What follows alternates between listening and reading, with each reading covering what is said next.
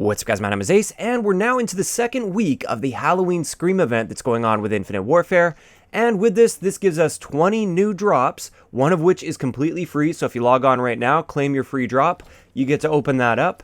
And then for the remaining 19, we have 2 new variants in there, as well as 2 new camos, but keep in mind those camos are per weapon class, so that actually turns into a bunch of different camos. In addition to that, we have a Warfighter skin for AJ, which is one of the zombies characters, and you can see him in the picture there.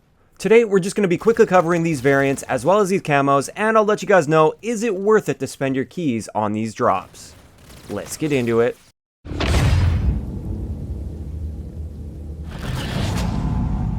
Alright guys, so first up, let's hop into the variants. We've got the RPR Evo Haven, as well as the KBS Longbow Ghoul. For the RPR Evo Haven, this one gives you Fortified, which gives you Blast Shield when you're crouching, prone, or sliding. If you're standing, you don't get Blast Shield, but that's a great trade-off for a weapon perk if you play objective game modes. And in addition to that, we get Steady, which reduces our hip spread by 20%. This variant is not too bad, especially if you play objective game modes and you want to free up that extra perk slot while having Blast Shield when you need it.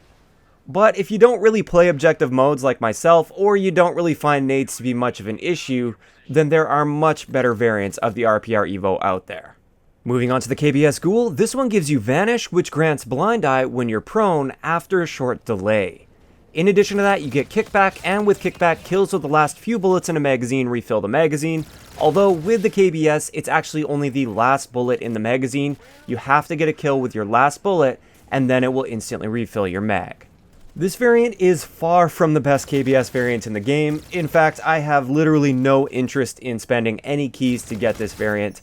Absolutely not worth it in my opinion. Some people might like it, but I don't see any real use for these weapon perks. As for this week's camos, first up we have Gore, and as you can see here, Gore is kind of like a red with a black background, and it's an animated camo as well, so it kind of fades in and out. I think it actually looks kind of cool. And then next we have Hellcount, and Hellcount I also think is a pretty cool camo. It's got all those numbers that are actually animated and they move and everything. And overall, I would actually say the camos are better than the variants this week. And finally, like I said, we have another zombies themed skin. This one is for Warfighter and it's AJ. That's not something that really appeals to me too much, unlike the Neil skin, but it might be something that you definitely want. So is it worth it to spend your keys on the Halloween Week 2 drops? In my opinion, no. If those particular variants do stand out to you though, then of course, go for it. Get those variants for yourself.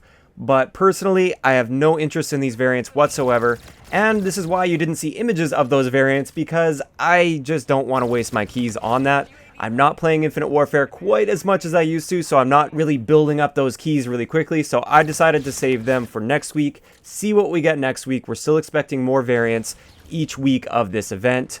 And I would say, unless you really want these camos, which I could absolutely understand, I would say hang on to your keys. And with that, I'd like to know in the comment section below, for anybody that did open these drops and get these variants, what do you think of them? Are they worth it, or do you regret spending those keys?